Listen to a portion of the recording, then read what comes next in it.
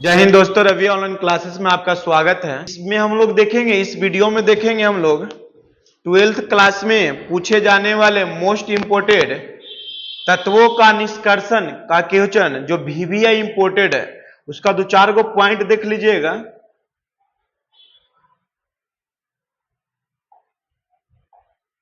देखिए, भूपर्टी में carbon, sulphur, सोना तथा उत्कृष्ट गैसें मुक्त अवस्था में पाए जाते हैं।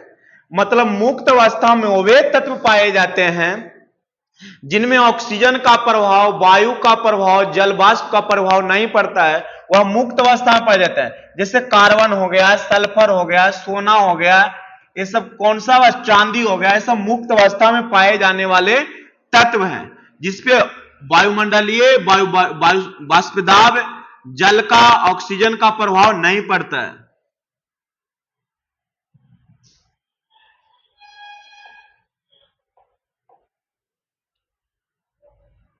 भूपट्टी में धातुओं में सबसे अधिक मात्रा एल्यूमिनियम की है। भूपट्टी में अगर धातुओं की सबसे अधिक मात्रा कहा जाए तो किसकी है? एल्यूमिनियम की। और अगर तत्वों में कहेगा तो ऑक्सीजन के। सबसे ज्यादा कौन है? ऑक्सीजन, लगभग 46 पॉइंट कुछ प्रतिशत। एल्यूमिनियम भूपट्टी में सबसे अधिक मात्रा में पाए जाने वाला तीसरा तत्व है। और धातुओं में कहेगा तो एल्यूमिनियम पहला स्थान पे, और तत्व पूछेगा तो ऑक्सीजन। और सिलिकॉन कितना है? तो 26 कुछ परसेंट। आसवन विधि द्वारा हम क्वथनांक वाला धातु जैसे जिंक एवं पारा का शोधन करते हैं। कहने का मतलब, जिस कम क्वथनांक वाला जो धातु होता है, कम क्वथनांक वाला धातु होता है, जैसे जिंक हो गया, पारा हो गया, ये सब का शोधन किया जाता है। क्या किया जाता है? शोधन किया जाता है। हूप प्रक्रम द्वारा एल्यूमिनियम का शोधन किया जाता है। एल्यूमिनियम का शोधन किस प्रक्रम द्वारा किया जाता है? तो हूप प्रक्रम द्वारा। मांड प्रक्रम द्वारा निकेल का शोधन किया जाता है। मांड प्रक्रम द्वारा किसका शोधन किया जाता है? तो निकेल का शोधन किया जाता है। बान आरेख विधि द्वारा जर्मेनियम और टाइटेनियम का शोधन किया जाता है। बान आर्केल विधि द्वारा जर्मेनियम और टाइटेनियम का शोधन किया जाता है।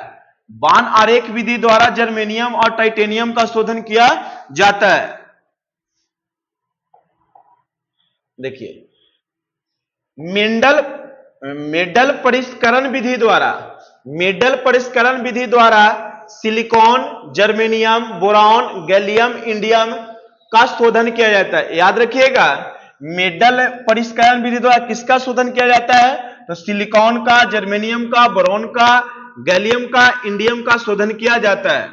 एनोड पंख में एंटीमनी, सीलियम, टेलोडियम, चांदी, सोना तथा प्लेटिनियम धातु मुक्त तत्व होता है। अब आइएगा,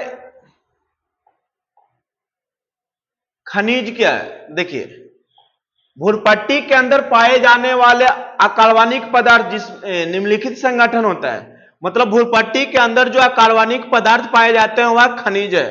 जो भूपट्टी के अंदर जो अकार्बनिक पदार्थ है वह क्या है? खनिज, जिसमें निम्नलिखित संरचना होती है, निम्नलिखित संगठन होती है।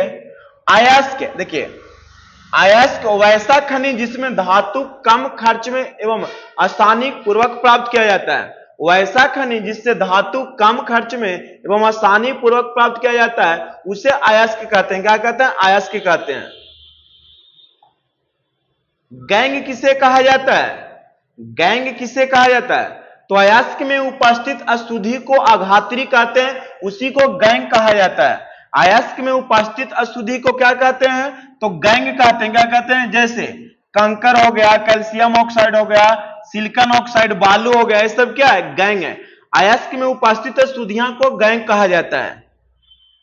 गालक मतलब फ्लक्स, अयस्क में उपस्थित अशुद्धियां को दूर करने के लिए, अयस्क में उपस्थित अशुद्धियां को दूर करने के लिए जिस पदार्थ का उपयोग किया जाता है उसे गालक या फ्लक्स कहते हैं। फ्लक्स कहते हैं। अयस्क में उपस्थित पदार्थों को, उपस्थित अशुद्धियों को दूर करने के लिए जिस पदार्थ का उपयोग किया जाता है उसे गालक कहते हैं। जैसे calcium oxide, ferric oxide, silicon oxide, ये सब क्या है? तो गालक है। धातुमल क्या है? तो गैंग और फ्लक्स आपस में मिलकर क्या बना है, जिस पदार्थ का निर्माण करता है उसे धातुमल कहते हैं।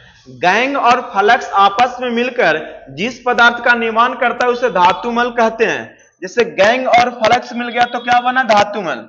तो कैल्शियम ऑक्साइड और सिलिकॉन ऑक्साइड मिलकर क्या बना, कैल्शियम सिलिकॉन ऑक्साइड बना। धातु कर्म, तो अयस्क से शुद्ध धातु प्राप्त करने के लिए, अयस्क से शुद्ध धातु प्राप्त करने के लिए प्रयुक्त होने वाली सभी प्रक्रिया धातु कर्म कहलाते हैं। धातु कर्म किसे कहा जाता है, तो अयस्क से शुद्ध धातु प्राप्त करने में प्रयुक्त होने वाली सभी प्रक्रिया को धातु कर्म कहा जाता है। भार्जन क्या है, तो भार्जन क्या है, तो सांद्रित अयस्क को अकेले या सांद्रित अयस्क को अकेले या अन्य पदार्थों के साथ, सांद्रित अयस्क को अकेले या अन्य पदार्थों के साथ वायु के उपस्थिति में गर्म करने की विधि को जारण या भार्जन कहा जाता है। जिंक सल्फाइड और ऑक्सीजन, इसमें सल्फाइड अयस्क का प्रयोग किया जाता है। याद रखिएगा, भार्जन में सल्फाइड अयस्क का प्रयोग किया जाता है। तो जिंक ऑक्साइड को ऑक्सीजन की उपस्थिति के साथ गर्म करते हैं तो जिंक ऑक्साइड बनता है। क्या है, जिंक सल्फाइड। क्या है भाई, जिंक सल्फाइड। तो क्या बनता है, जिंक ऑक्साइड, और सल्फर डाइऑक्साइड बाहर निकलता है। याद रखिएगा, भार्जन में सल्फाइड अयस्क का प्रयोग किया जाता है और कौन सा गैस बाहर निकलता है, तो सल्फर डाइऑक्साइड निकलता है। निस्तापन क्या है, तो सांद्रित अयस्क को वायु के अनुपस्थिति में, सांद्रित अयस्क को वायु के अनुपस्थिति में गर्म करने की विधि को निस्तापन कहा जाता है। और इसमें कार्बोनेट अयस्क का प्रयोग किया जाता है, इसमें कार्बोनेट अयस्क का प्रयोग किया जाता है और कार्बन डाइऑक्साइड गैस बाहर निकलता है। प्रगलन क्या है, तो देखिए धातु के ऑक्साइड से ऑक्सीजन को हटाने के लिए, धातु के ऑक्साइड से ऑक्सीजन को हटाने के लिए जब कार्बन का प्रयोग किया जाता है तो उसे प्रगलन कहते हैं। धातु के ऑक्साइड से ऑक्सीजन को हटाने के लिए जब कार्बन का प्रयोग किया जाता है तो उसे प्रगलन कहते हैं।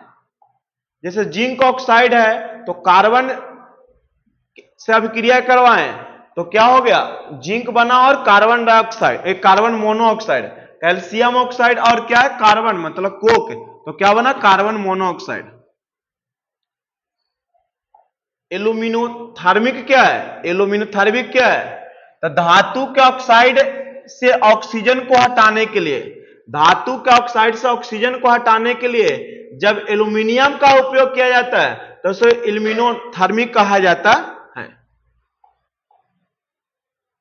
फेन प्लावन विधि से आप क्या समझते हैं, तो देखिए फेन प्लावन विधि में सल्फाइड अयस्क का सांद्रण किया जाता है। फेन प्लावन विधि में सल्फाइड अयस्क का सांद्रण किया जाता है। इस विधि के द्वारा, सल्फाइड अयस्क का सांद्रण फेन प्लावन विधि द्वारा किया जाता है। फेन प्लावन विधि द्वारा किस अयस्क का सांद्रण किया जाता है, तो सल्फाइड अयस्क का सांद्रण किया जाता है, क्योंकि यह जल में नहीं भींगता है, क्योंकि यह जल में नहीं भींगता है एवं फेन के साथ अधिशोषित हो जाता है।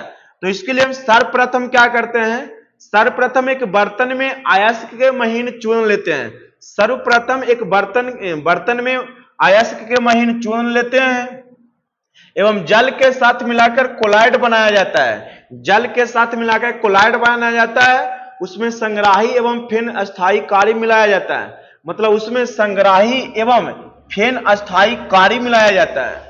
संग्राही के रूप में जैंथेल, बसा अम्ल, पाइन का तेल मिलाया जाता है, क्योंकि यह अयस्क को भीगने से बचाता है एवं अधिक झाग उत्पन्न करता है। और फेन अस्थायी कार्य के रूप में एनिलीन तथा क्रिसोल को मिलाया जाता है, जो बने हुए फेन को टूटने से बचाता है।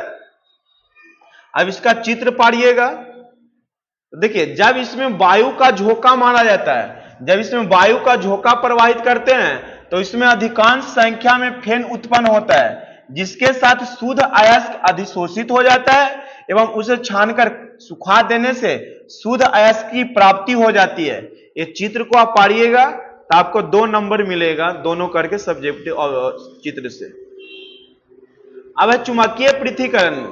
देखिए चुंबकीय पृथक्करण में उस अयस्क का प्रयोग किया जाता है जिसमें लौह पदार्थ उपस्थित हो। देखिए इस विधि के द्वारा उस प्रकार के अयस्कों का सांधन किया जाता है जो या तो शुद्ध अयस्क में चुंबकीय क्षेत्र की ओर आकर्षित होता है या उसमें उपस्थित अशुद्ध ही चुंबकीय क्षेत्र की ओर आकर्षित होता है। इस विधि में 2 रोलर लिया जाता है, 2 रोलर मशीन लिया जाता है जो एक चुंबक तथा एक अन्य पदार्थ का होता है। उस पर एक पट्टी लगा दिया जाता है एवं उस पट्टी पर अयस्क को रख दिया जाता है। पट्टी को संवाहक पट्टी बोलते हैं, उसे क्या बोलते हैं? संवाहक पट्टी कहा जाता है। और उसे घुमाया जाता है तो शुद्ध अयस्क की प्राप्ति हो जाता है। तो ये आपको चित्र पाना होगा। तो मिलते हैं लोहा के निष्कर्षण में, फिर एल्युमिनियम के निष्कर्षण में।